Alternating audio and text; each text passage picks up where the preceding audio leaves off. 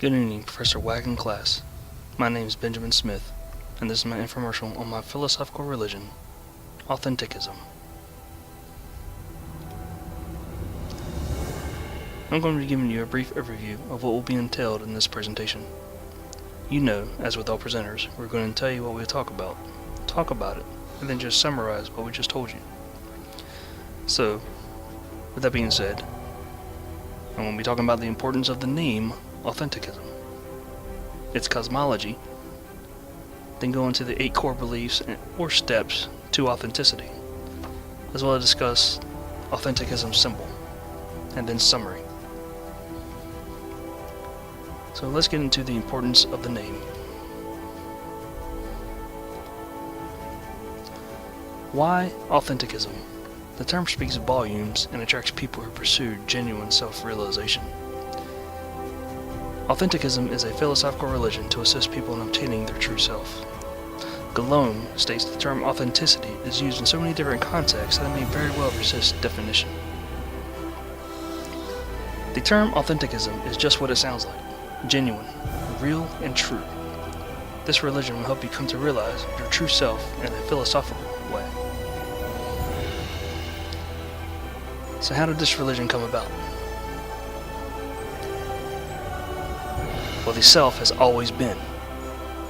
Humans have existed from the dawn of time. We've had the potential of self-discovery since the beginning, and now it is time to discover who we are. Ventimiglia states to allow ourselves to experience our potentiality is to allow ourselves to feel both the potential of the person we are and the cosmic lore of persons we may be. To understand what it means to be authentic, we must start from the very beginning. This world and humans existed. We came to be so very long ago. We have been on a journey to discover who we are and what our purpose is since the Creator brought us into existence. Authenticism will give you the necessary steps and skills to discover your true self and purpose. With that, you have to go into the core beliefs.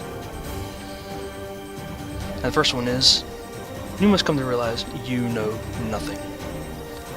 This world is not what it seems, and every aspect of life has many different interpretations.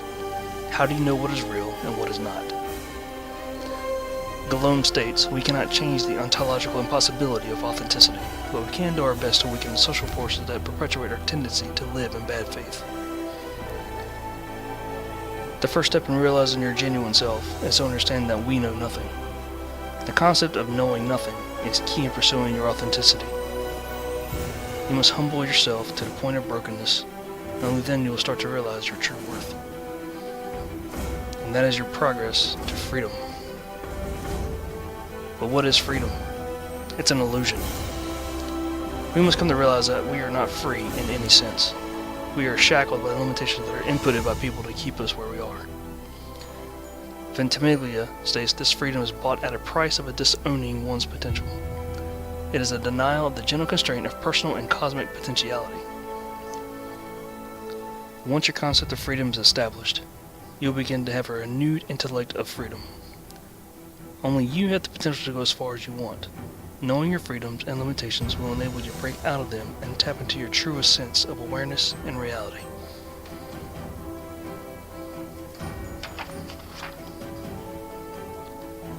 Speaking of reality, which is the third step, you must come to a place where you can be yourself. Not what you portray or project yourself as, but who you are when no one else is looking. Christensen says some people are morally worthy of great things and others are not, and some people know to which of those two categories they belong and others do not. The first two steps are crucial for this step to occur. You must come to understand the concepts of nothingness and freedom to formulate your reality. You must not be bound to the former familiarity. You must rid yourself of those constraints to come to self-realization and authenticity. To do that, you have to make each day count. You must realize time is short in this world. That is just one universal truth. We will die. That is another universal truth. How do you want to be remembered? As an omega or alpha wolf? The omega goes along with the pack, the alpha leads it, takes charge, and he owns himself. Quoted in Breitbart, "The hope that can exist at the time of death is the hope of our heritage, that we have really meant something to people, whether they're our own children or friends or students, whatever. That's the hope that your heritage is something good for others. From this point on, you are in control of your reality, and you can make it how you want it. Take the reins, and make sure you leave your mark. Every day is a chance to improve upon yourself, and you can leave impressions that will secure your true self's purpose."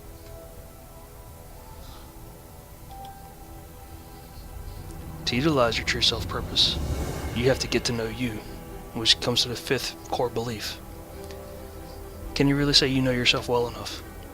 How many times do you question yourself about the choices you make? Believe in yourself, in your true self, and you will obtain self-realization. Relating to another as a whole person, as a subject with his or her own feelings, needs, interests, motives, etc., is not a given but a developmental achievement that takes place in varying degrees among people. Quoted in Eagle, page 21. The path to self-awareness, to your truest self, depends on you. Do not sit idly by while others are obtaining their authenticity. Learn from their example and believe you can achieve your reality. To achieve it, you have to come to know your values and that they matter in your self-realization. You must figure out what you value for yourself. Then you internalize and institute them in your daily life. When you live out your values, you're living your true, your best life. Osterman states, "Living up to one's personal values is generally assumed to promote well-being and gives people's lives orientation and meaning." Your values are vital in coming to know and living your true self. Figure out what you want to be remembered for and seek to infuse them into your life each day. This will strengthen your authenticity and reinforce your conviction. And then live out your conviction. Your values are going to help you realize your own conviction. If we live in our own conviction, we will meet our goals that we set. You will not have to worry about the judgment of others, and you'll be able to concentrate on living your best life. Lynch states, "Knowing what you want helps you to figure out how to get it. It is a constitutive part of some of the most important aspects of our psychic lives.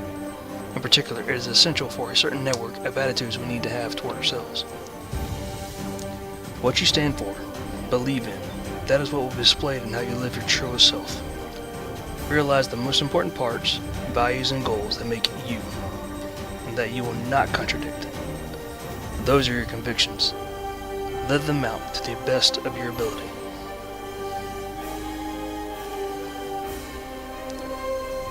Which comes to the path of self-realization is yours, and yours alone. The path to self-actualization, your true self, is the path that only you can take. Own it through your values, actions, and conviction. Stand on your conviction to act out your values to realize your genuine self. Samuel states, "Each character stands for a universal. Alongside this sit admittedly other universals, but it is only in this super-individual general idea that each character finds its meaning and value." This path that you're on towards self-realization is your path. Understand that you are the only one that will hold you back or push you forward. Make no excuses, expel your limitations, and break through to your authentic identity.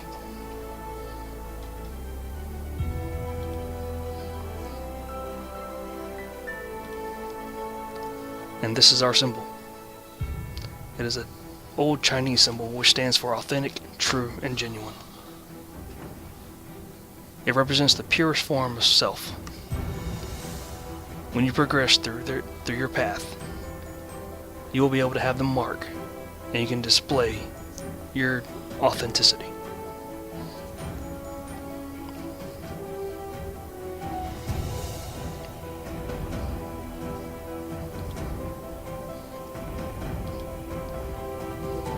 In summary, I have just spoken about authenticism. It is a philosophical religion to assist people in obtaining their true self. I spoke of the importance of its name and its cosmology, as well as the 8 core beliefs, and briefly discussed the symbol. As stated, this is a philosophical religion that will change the way people view themselves. This concludes my presentation. Come join me in sparking an authentic individualist revolution.